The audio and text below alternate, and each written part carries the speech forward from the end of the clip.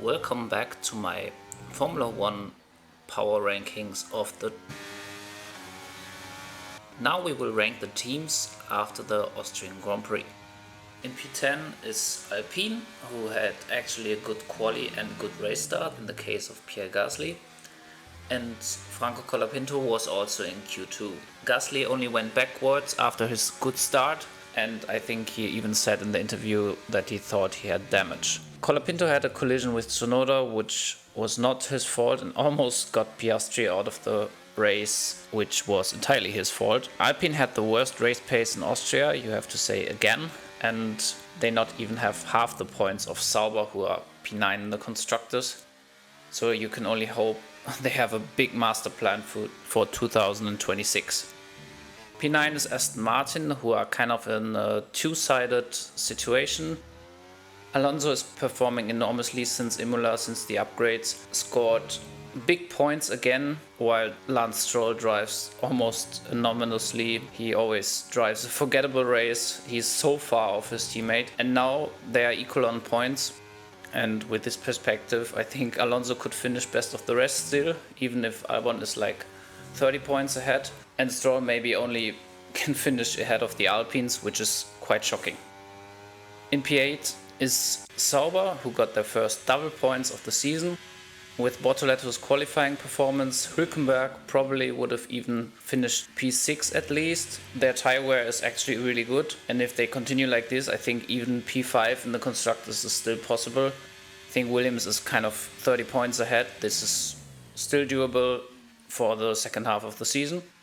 P7 is Haas, where Oliver Behrmann outqualified Esteban Ocon again, but Esteban Ocon got the points finish and Oliver Behrmann did not.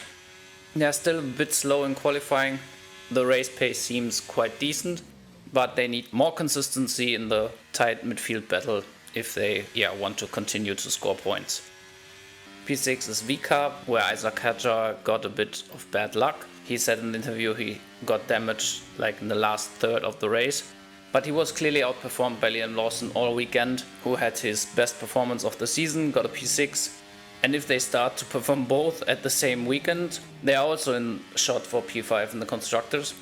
I absolutely see them there.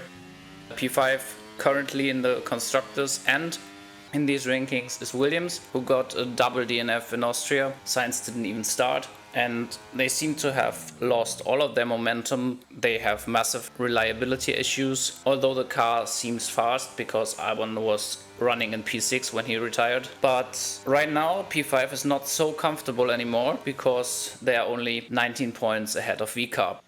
In P4 we have Red Bull, who scored 0 points at their home race. Verstappen got of course unlucky with Antonelli basically crashing him out, but the starting position also brings that risk. If you start in the middle of the pack, of course there's higher probability for a collision. Tsunoda was not only slow, but he also makes a lot of errors, a lot of collisions. Red Bull is clearly a one-man team and will finish P4 in the constructors, and also they have no chance for both titles, even not with Max Verstappen, who's currently probably the fastest driver in the grid.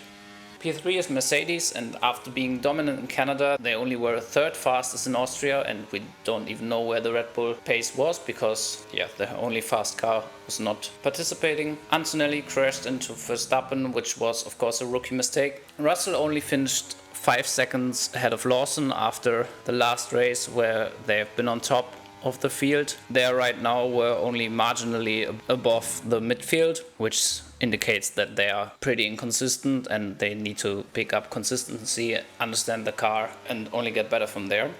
P2 is Ferrari, where the upgrades seem to have a big significant pace advantage. They maximized the result behind the dominant McLaren team with P3 and P4, and Lewis Hamilton was a lot closer to Charles Leclerc, and with this performance they are again I think 1 point ahead of Mercedes in the constructors, so I think this P2 fight will go on. And in P1, of course, is McLaren after the most dominant performance of the season. And we have to remember that they had a pretty difficult race in Canada. They let Norris and Piastri fight even after the collision in Canada, which is crucial for our championship excitement because otherwise the constructors is pretty yeah, clear that they will finish first because they have almost double the points of Ferrari in second place, and the inter-team battle for the Drivers' Championship will be fascinating to watch for the remainder of the season. So this was my team's ranking after Austria. Tomorrow we will rank the drivers, and we have the race in Silverstone, of course, this weekend, where we will do another ranking next week. See you guys then.